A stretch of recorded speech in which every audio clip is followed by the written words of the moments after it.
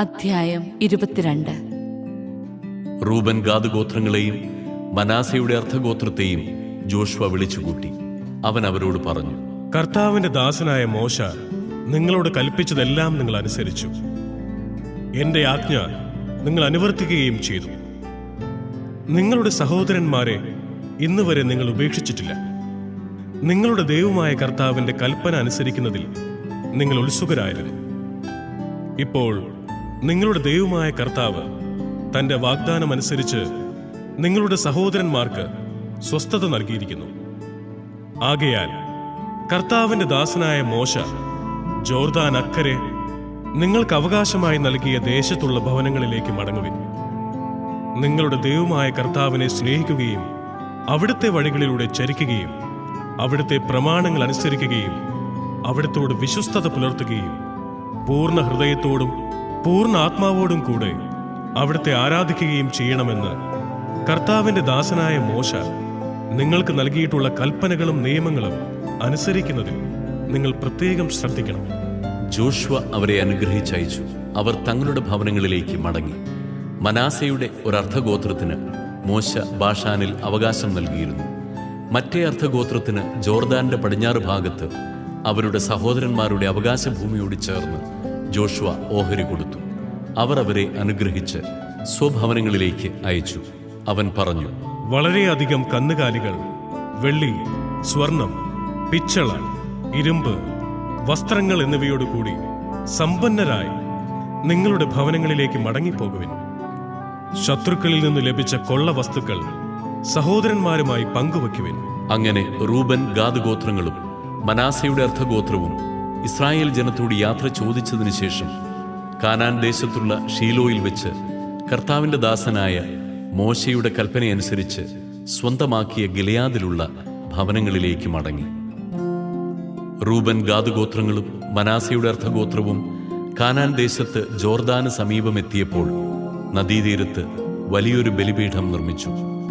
ഇതാ, Reuben Gad ഗോത്രങ്ങളും മനാസയുടെ അർദ്ധഗോത്രവും Israel ജനത്തിന്റെ അവകാശഭൂമിയിൽ കാനാൻ ദേശത്തിന്റെ അതിർത്തിയിൽ ജോർദാന്റെ തീരത്ത് ഒരു ബലിപീഠം നിർമ്മിച്ചിരിക്കുന്നുവെന്ന് ഇസ്രായേൽ ജനം കേട്ടു. അപ്പോൾ ഇസ്രായേൽ ജനം മുഴുവനും അവരോട് യുദ്ധം ചെയ്യുന്നതിനു വേണ്ടി ഷീലോയിൽ സമ്മേളിച്ചു. ഇസ്രായേൽ ജനം പുരോഹിതനായ എലയാസറിന്റെ മകൻ ഫിനെഹാസിനെ ഗിലെയാദിൽ റൂബൻ ഗാദ് ഗോത്രങ്ങളുടെയും മനാസയുടെ അർദ്ധഗോത്രത്തിന്റെയും അടുത്തേക്ക് അയച്ചു. ഇസ്രായേൽ ഗോത്രങ്ങളിൽ നിന്ന് ഗോത്രത്തലവന്മാരായ 10 പേരെയും അവനോടുകൂടി അയച്ചു. അവർ ഗിലെയാദിൽ റൂബൻ ഗാദ് ഗോത്രങ്ങളുടെയും മനാസയുടെ അർദ്ധഗോത്രത്തിന്റെയും അടുത്തുവന്ന് പറഞ്ഞു, കർത്താവിന്റെ ജനമൊന്നാകെ ഇങ്ങനെ പറയുന്നു, കർത്താവിനെ അനുഗമിക്കുന്നതിൽ നിന്ന് പിന്തിരിഞ്ഞ് അവിടുത്തെ എതിർത്തുകൊണ്ട് നിങ്ങൾ സ്വന്തമായി ഒരു ബലിപീഠം നിർമ്മിച്ചു. ഇസ്രായേലിന്റെ ദൈവത്തിനെതിരെ എന്തൊരു അതിക്രമമാണ് നിങ്ങൾ ഇന്ന് പ്രവർത്തിച്ചിരിക്കുന്നത്. പെയോറിൽ വെച്ച് നമ്മൾ പാപം ചെയ്തു. അതിന് ശിക്ഷയായി കർത്താവ് ജനത്തിന്റെ മേൽ മഹാമാരി അയച്ചു. ആ പാപത്തിൽ നിന്ന് ഇന്നും നമ്മൾ ശുദ്ധരായിട്ടില്ല. ഇത് പോരാഞ്ഞിട്ടാണോ കർത്താവിനെ അനുഗമിക്കുന്നതിൽ നിന്ന് പിന്തിരിയാൻ നിങ്ങൾ ഭാവിക്കുന്നത്? ഇന്ന് നിങ്ങൾ കർത്താവിനോട് മറുതലിക്കുന്നെങ്കിൽ നാളെ അവിടുന്ന് ഇസ്രായേൽ ജനം മുഴുവനോടും കോപിക്കും. ആകയാൽ നിങ്ങളുടെ ദേശം അശുദ്ധമെങ്കിൽ കർത്താവിൻ്റെ കൂടാരം സ്ഥിതി ചെയ്യുന്ന ദേശത്ത് വന്ന് ഞങ്ങളുടെ ഇടയിൽ ഒരു സ്ഥലം സ്വന്തമാക്കണം. നമ്മുടെ ദൈവമായ കർത്താവിൻ്റെ ബലിപീഠമല്ലാതെ മറ്റൊന്ന് നിർമ്മിച്ചുകൊണ്ട് അവിടുത്തോട് മത്സരിക്കുകയോ അതിലേക്ക് ഞങ്ങളെ വലിച്ചിഴയ്ക്കുകയോ ചെയ്യരുത്. സേറായുടെ മകൻ ആഖാൻ നേർച്ച വസ്തുക്കളുടെ കാര്യത്തിൽ അവിശ്വസ്തത കാണിക്കുകയും അതിന്റെ ശിക്ഷ ഇസ്രായേൽ ജനം മുഴുവൻ അനുഭവിക്കുകയും ചെയ്തില്ലേ? അവന്റെ തെറ്റിന് അവൻ മാത്രമല്ലല്ലോ നശിക്കേണ്ടി വന്നത്. റൂബൻ ഗാദ് ഗോത്രങ്ങളും മനാസയുടെ അർദ്ധഗോത്രവും ഇസ്രായേൽ ഗോത്രത്തലവന്മാരോട് പറഞ്ഞു, സർവശക്തനായ ദൈവമാണ് കർത്താവ്. അതെ, സർവശക്തനായ ദൈവം തന്നെ കർത്താവ്. അവിടുന്ന് ഇതറിയുന്നു. ഇസ്രായേലും അറിയട്ടെ. കർത്താവിനോടുള്ള മത്സരത്താലോ അവിശ്വസ്തതയാലോ അവിടുത്തെ അനുഗമിക്കുന്നതിൽ നിന്ന് പിന്തിരിയുന്നതിനോ വേണ്ടിയാണ് ബലിപീഠം പണിതതെങ്കിൽ അവിടുന്ന് ഞങ്ങളെ ശിക്ഷിക്കട്ടെ. ഞങ്ങൾ അതിന്മേൽ ദഹനബലി, ധാന്യബലി, സമാധാന ബലി എന്നിവ അർപ്പിക്കുന്നെങ്കിൽ അവിടുന്ന് തന്നെ ഞങ്ങളുടെ പ്രതികാരം ചെയ്യട്ടെ. ഭാവിയിൽ നിങ്ങളുടെ മക്കൾ ഞങ്ങളുടെ മക്കളോട്, ഇസ്രായേലിന്റെ ദൈവമായ കർത്താവുമായി നിങ്ങൾക്കെന്ത് ബന്ധമാണുള്ളത്? നിങ്ങൾക്കും ഞങ്ങൾക്കുമിടയിൽ അതിർത്തിയായി കർത്താവ് ജോർദാനെ നിശ്ചയിച്ചിരിക്കുന്നു. റൂബൻ ഗാദ് ഗോത്രക്കാരായ നിങ്ങൾക്ക് കർത്താവിൽ അവകാശമില്ല എന്ന് പറഞ്ഞ് കർത്താവിനെ ആരാധിക്കുന്നതിൽ നിന്ന് അവരെ അകറ്റും എന്ന് ഭയന്നാണ് ഞങ്ങളിത് ചെയ്തത്. അതുകൊണ്ട് ഒരു ബലിപീഠം നിർമ്മിക്കാൻ ഞങ്ങൾ തീരുമാനിച്ചു. ദഹനബലിയോ ഇതര ബലിയോ അർപ്പിക്കുന്നതിനല്ല അത്. പ്രത്യുത ഞങ്ങൾക്കും നിങ്ങൾക്കും മധ്യേ നമ്മുടെ പിൻതലമുറകൾക്കിടയിൽ ഒരു സാക്ഷ്യമായാണ് അത് നിർമ്മിച്ചത്.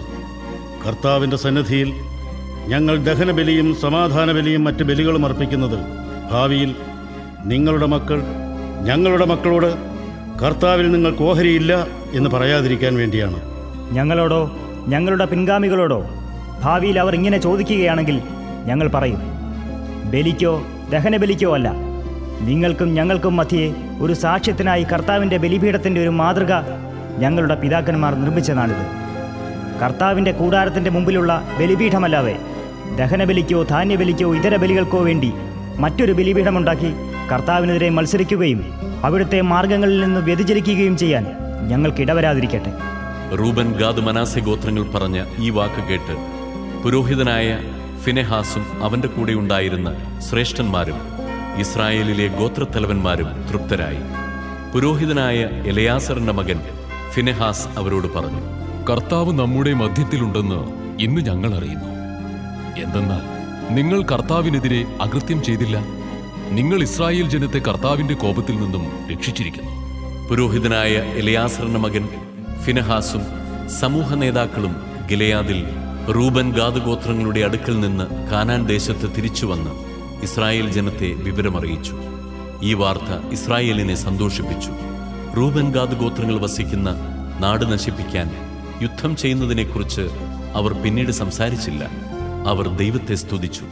കർത്താവാണ് ദൈവമെന്നതിന് ഇത് നമ്മുടെ ഇടയിൽ ഒരു സാക്ഷ്യമായിരിക്കുമെന്ന് പറഞ്ഞ് റൂബൻ ഗാദ് ഗോത്രങ്ങൾ ആ ബലിപീഠത്തിന് സാക്ഷ്യം എന്നു പേരിട്ടു.